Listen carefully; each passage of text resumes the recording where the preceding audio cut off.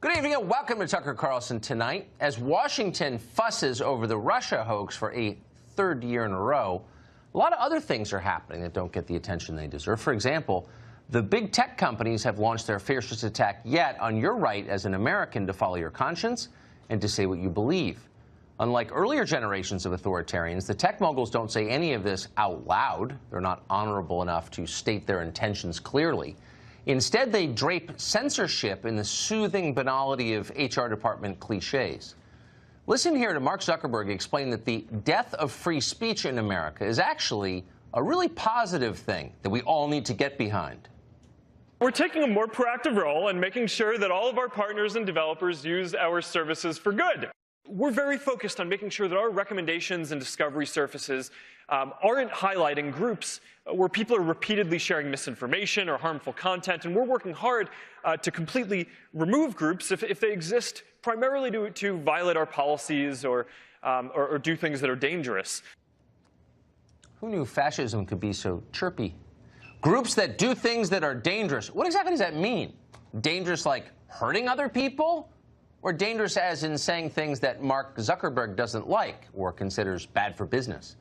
Well, yesterday we found out Facebook released its latest enemies list. Alex Jones, Milo Yiannopoulos, Paul Joseph Watson, Louis Farrakhan, Laura Loomer, all of them were designated dangerous individuals and banned from Facebook and from its subsidiary Instagram. Alex Jones's company InfoWars was banned as well and described as a dangerous organization. Didn't explain exactly how.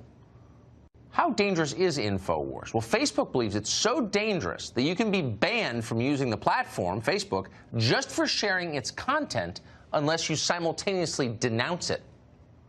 Let that penetrate for just one moment. Think about it just for a second.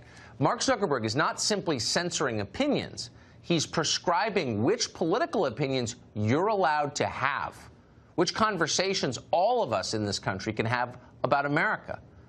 Keep in mind that nobody voted for Mark Zuckerberg. He's 34 years old. He's completely cut off from reality. He's worth $72 billion. And yet he can single-handedly make our First Amendment irrelevant after 250 years. Here's the most amazing thing of all. Our media think that's great. Now, journalists are supposed to defend free speech. You would think that was their job since they make a living from it. But when corporate America issues an order, when Mark Zuckerberg says jump, their question is, how high, Mr. Zuckerberg? Listen to them celebrate Mark Zuckerberg and sell you out completely. Why are they doing this now? Well, it's a good question as to why they waited this long, but yes, exactly. Yeah, I mean, so Alex Jones has been banned from Facebook for a long period of time, but now they banned him. They banned his little underling, Paul Joseph Watson. Now that they kicked them off the platform, that's great for now, but it doesn't roll back the clock. Well, you have also excesses in the First Amendment and the Second Amendment right now.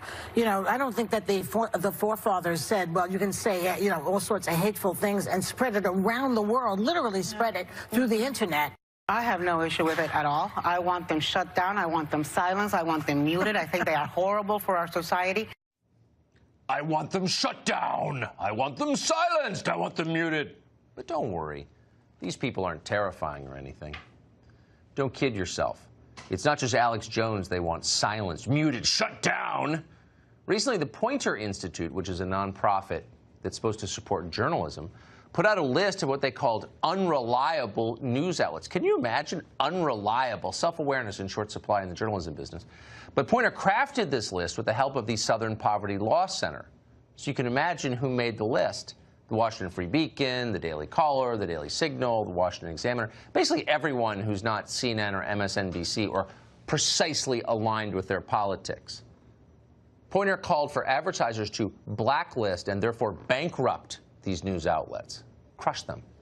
Their fellow progressives applauded. As far as they're concerned, this is total war. What we're watching now in real time is this country become unfree. So the question is, who exactly is defending us in all of this? Us who might dissent from Mark Zuckerberg's view or think that NBC News maybe doesn't tell the whole truth all the time, or don't trust Mark Zuckerberg to control what we think. What about us? Who's standing up for us? Where are leaders in Congress? Where's the White House? Nowhere. As long as big tech isn't hassling them personally and directly, as long as their accounts remain open, they don't seem to care. They're fools. Will any of these people get reelected in a country where left-wing tech companies control the terms of political debate? Can you really win a presidential election if Google opposes you? No, you can't. Not a chance. Not right now. Without free speech, there is no democracy. It's time to stop lying about that.